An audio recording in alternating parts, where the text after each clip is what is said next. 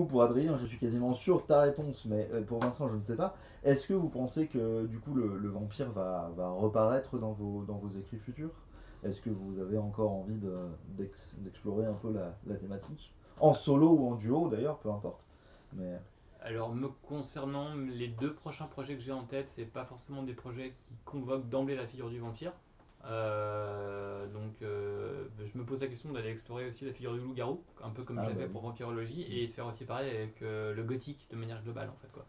Pour montrer comment ça a évolué, pourquoi est-ce qu'un mot comme gothique est utilisé aussi bien pour désigner en fait une peuplade de barbares à l'époque, à la fin de l'époque romaine, ou de la musique, ou de l'architecture. Le fait de comprendre, j'aime bien essayer de tisser des ponts, tisser des liens entre les sujets. Le vampire, je pense que de toute façon, j'y reviendrai à un moment ou à un autre. Je n'ai pas encore forcément trouvé l'approche. Après, étant donné que j'ai aussi la possibilité d'écrire des articles qui me permettent d'aborder des sujets précis, ben, j'avais notamment travaillé pour les Hypermondes sur un article qui confrontait en fait un roman de Jacques Chessex sur un cas de vampire qui est revenu en Suisse, Le vampire de Repras. le vampire de Repras en fait au 19e, et j'avais mis ça en parallèle avec Martin de Georges Romero Oui. par rapport à cette manière d'aborder la monstruosité. Il y a énormément de possibilités d'aborder le vampire. Le vampire, on le voit en science-fiction, en fantasy, en fantastique. Il y a aussi toute la partie folklorique qui m'intéresse. Je suis déjà parti en voyage avec ma compagne en France sur des légendes vampiriques locales. On en a eu une en Auvergne-Rhône-Alpes, en fait, en Auvergne. Donc c'est des choses que je voulais aussi explorer. Donc je m'interdis pas d'y revenir. Après, j'ai pas envie de faire une Christopher Lee ou une Bela Lugosi et de m'enfermer dans mon sujet jusqu'à être enterré dans ma cave, quoi. C'est que notamment je me suis rendu compte en essayant d'explorer les légendes locales, notamment par rapport à la figure du vampire, mais même d'autres légendes, c'est qu'au 19e siècle, c'est les prêtres qui rassemblaient toute cette matière-là et qui publiaient des choses dessus. Et il y a énormément de trucs faux qui ont été publiés. Notamment la légende qui m'intéresse là en Auvergne-Rhône-Alpes, c'est la légende de la comtesse de Defort qui se serait baignée dans le sang de Geneviève qu'elle faisait exécuter Mm. pour déjà, il y a un parallèle qui est évident avec la légende de la comtesse Bathory, et en fait, il y a énormément de trucs quand on va sur place qui ne matchent pas. De fort, c'est une ferme. Il n'y a jamais eu de château. Il y a tellement de trucs dans la légende qui ne tiennent pas debout et il y a aussi, si on se base sur d'autres écrits anciens, je pense aux écrits de Montague Summers qui a écrit beaucoup sur les vampires et qui cite à un moment des légendes locales. Dans les deux tiers, en fait, font aucune résonance dans les publications françaises, alors qu'il est censé publier des trucs sur la France. Et on a aussi des gens comme Jean-Paul Bourg, qui, une époque, a écrit aussi sur les vampires, en fait, qui se laissait aussi beaucoup aller au niveau à inventer ou à tordre le réel, quoi. Donc, essayer. Donc il y a des légendes à débunker. Ouais, le débunkage. Mais Incroyable. le débunkage, je trouve que c'est un truc super intéressant à faire, en fait, quelque part. Un peu d'inspiration pour Vincent, un texte complètement fantastique et à la fin on découvre que tout est faux et monté. Bah, c'est ce que fait Anne Radcliffe dans ses romans, c'est ce que Todorov appelle le surnaturel expliqué. Mmh. C'est très intéressant comme technique quand tous les éléments qui paraissaient incontestablement surnaturels au départ trouvent une explication rationnelle à la fin. Et c'est d'ailleurs ce que fait Gudule dans Qui hante la tour morte, ce fameux roman que j'ai découvert quand j'étais petit. En fait, c'est du surnaturel expliqué. Moi j'aime bien ça. C'est vrai que ça me plaît. J'aime bien, je trouve ça rigolo. En fait. le côté cinégétique, un peu jeu de piste comme ça, mettre notre sagacité au défi, c'est évidemment pour une expérience de lecteur, c'est fascinant. Question du loup-garou, si jamais tu décides de t'y mettre franchement, j'ai plein d'autres trucs pour toi qui mettent en lien le poil et la mélancolie, et Saturne aussi. Voilà, pourquoi la pleine lune, pourquoi le poil, pourquoi les mélancoliques sont très poilus. Voilà. J'avais aussi un bénéfice de faire à ce niveau-là un peu comme j'avais fait avec Vampirologie et explorer d'autres médias, notamment le jeu de rôle, parce que je pense que ce que dit la figure du loup-garou, le jeu de rôle loup-garou, est hyper Oui. intéressant dans le rapport notamment à l'écosystème, à l'écologie, à la nature. C'est des choses que je veux pouvoir explorer. Et en fait, je ne veux pas, comme j'ai fait pour Vampirologie, me limiter à un mode d'expression. Je ne vais pas faire que la littérature au cinéma. Bien évidemment, je suis obligé d'en parler parce que c'est un peu les trucs vers lesquels on va en premier. Mais je sais qu'il y a d'autres manières d'exprimer l'imaginaire qui sont aussi qui construisent aussi la créature et dans lesquelles on va puiser. Et je pense qu'il y a énormément de choses. De toute façon, l'urban fantasy aujourd'hui, elle tient énormément à tout ce que White Wolf a pu faire en jeu de rôle dans les années 90, quoi. Le vampire la gestion des vampires sous forme de clans. Enfin, je veux dire, Vampire la Mascarade, heureusement que Vampire la Mascarade a été là en fait pour donner des idées à ces auteurs-là, quoi. Et je pense que pour le loup-garou, c'est la même chose, quoi. Parce que de toute façon, il y a interpénétration de tous les univers de White Wolf. Donc, le vampire et le loup-garou, comment dire, la séparation n'existe pas, voire est extrêmement floue en fait. Hein. On désigne les termes quand on s'intéresse justement aux origines au niveau de la langue en Europe de l'Est, les termes désignent souvent les deux en fait. C'est la même chose en fait. Il n'y a pas de séparation entre les deux, quoi. Vous avez parlé de ce qui vous plaît.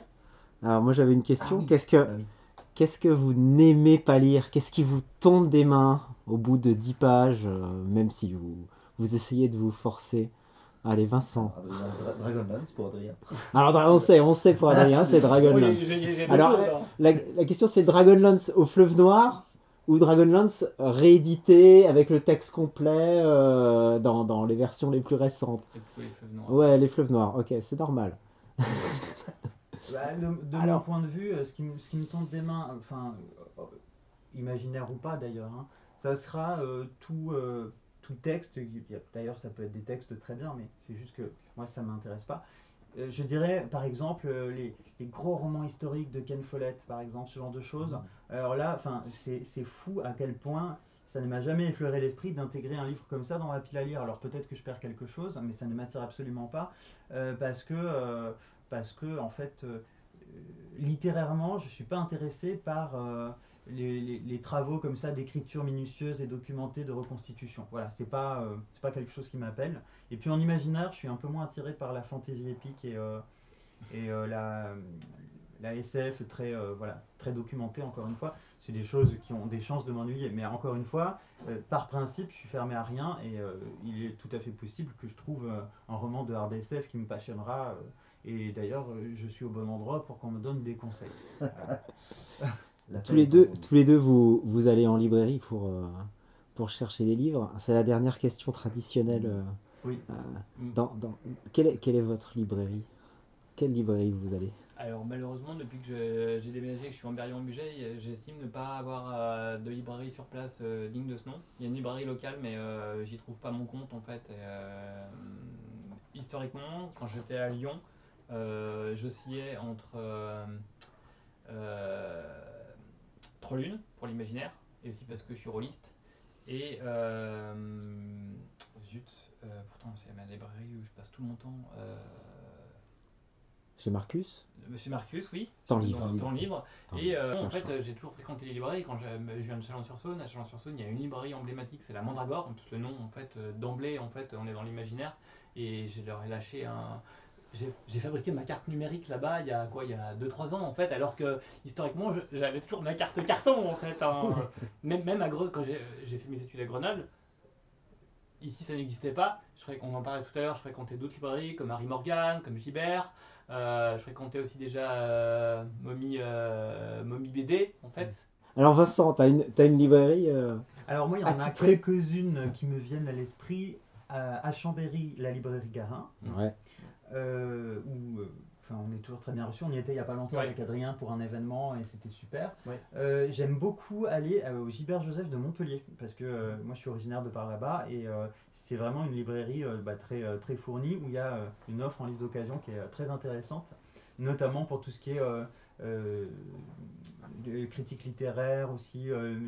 En livre d'occasion, en littérature française, il y a beaucoup de choses. Et puis j'adore la librairie Diogène dans le Vieux-Lyon, qui est magnifique. Qui est en danger, voilà. Et moi, chaque fois que j'y vais, je m'y perds parce que c'est très beau, il y a une âme. Et on y trouve aussi des choses, mais complètement perdues. Moi, chaque fois que j'y suis allé, j'ai mis la main sur des textes que je cherchais depuis longtemps. Et je les vois, là, ils tombent dans mon regard. Dans mon champ de vision, je me dis non, c'est pas possible, il y a ça, ça coûte 2000 € sur Amazon. Et hop, une pile. C'est sûr que quand j'étais lyonnais, il y a 2 librairies d'occasion que je fréquentais énormément en centre-ville. C'était Diogène et c'était le Père Pénard, qui est le versant un peu plus littérature de genre, où il y a un roman de BD, de comics, de romans. Diogène, j'ai fait énormément de mes étagères sur le vampire, en tant que figure folkloriques notamment. La dissertation de Duncan May, j'ai trouvé là-bas par hasard. Ouais. Le bouquin de Ranft sur la mastication des Ah morts, oui, j'ai oui, trouvé là-bas par hasard. J'ai trouvé le script du Coppola. Mhm. En fait, on fréquentait ce truc-là avec ma compagne quasiment tous les week-ends. Il y avait un bac avec des nouveautés en anglais ciné, donc je commence à feuilleter. Pam, le script du Coppola, et pam, derrière un bouquin de Stephen Jones, en fait, sur l'histoire du cinéma des vampires, direct. Je fais, vas-y, va bien, quoi, en fait. Et j'ai une frustration. Il y a un livre sur Nosferatu qui est sorti dans les années 80. Oui, introuvable. Il était là-bas à un moment. Et un jour, je me suis dit, j'avais pas les sous, je fais, c'est bon, je le prendrai la prochaine fois. La fois d'après où je suis retourné, il était plus là. Je l'ai jamais revu en fait. Et c'est une de Aïe, mes aïe, plus aïe. grosses frustrations ever. Comment il s'appelle? Il y a Steven quelque chose. Il faut que C'est un quelqu'un truc nous blanc avec l'amène des ici. livrets Oui, oui, verts en je fait. vois, Et je celui vois. que je cherche du coup depuis. Oui. Alors il y a celui qui a écrit sur Nosferatu chez Atland en 2021, qui récupère un peu, mais bon, ça reste autre chose, quoi. C'est un truc pas... mythique ce truc en plus. Quoi. Oui. Et ben on va dire au revoir à tout le monde. Oui, on dit Hein, au revoir. on et va surtout, continuer la conversation. On vous souhaite d'aller chiner à Aumerveille et de trouver un texte qui vous intéresse. Bon, je pense que c'est faisable. Oui. J'envoie, Oui. où que je pose le regard, j'envoie. Regarde, t'as vu la pile qui est devant toi là? Oui, bah, Ouais. là, Ouais, c'est quoi ça? Ah, bah, Vas-y, c'est- tourne vers la caméra. c'est Anne Rice, voilà, ouais. une chronique des Dans vampires, l'autre sens, dans l'autre sens. chronique des sorcières. Alors, comme Ouais. ça, Ouais, comme ça. Voilà. hop, voilà. Voilà. Ah, Armand. Il y en a beaucoup. Hop. Donc, Armand le vampire, c'est le prénom d'un de mes fils, d'ailleurs, Armand. C'est complètement à cause d'Anne Rice. Ah, ça en fait exprès, ouais. Voilà, ouais, c'est un peu fait exprès. Donc ça, non, ça c'est moins bien. j'aime bien. L'heure des sorcières, très bien. Ah, ça tombe. Là, il y a Pandora, donc les nouveaux contes des vampires, c'est bien. Moi, ce que j'adore, c'est Entretien avec un vampire. Ah bah oui. Forcément. La Reine des damnés, formidable. La momie, très bien. Très très bien. Bah oui. Et on recroise le fantastique victorien parce que la momie et toute l'égyptomanie, en fait, Voilà, c'est c'est ça. le fantastique 19e. Hein. Oui, on retrouve ça. Exactement. Et puis, on a vu récemment que La Voix des Anges, qui est un grand roman historique d'Anne Rice, pas ennuyeux, sur les castrats, va être adapté en film. Série ou film Ou en série, ouais, je sais plus. Enfin, en tout cas, ça va être adapté bientôt et c'est très très bien. Et sinon, d'Anne Rice, oui, il faut parler des infortunes de La Belle au Bois dormant parce que dans le domaine de la littérature érotique, c'est quand même quelque chose. Voilà. Et bien sûr, cette note, ma foi, merci beaucoup de vous être prêté à ce Merci. petit exercice. Merci beaucoup. Et puis, bon courage pour cet après-midi. On vous souhaite moult dédicaces et signatures.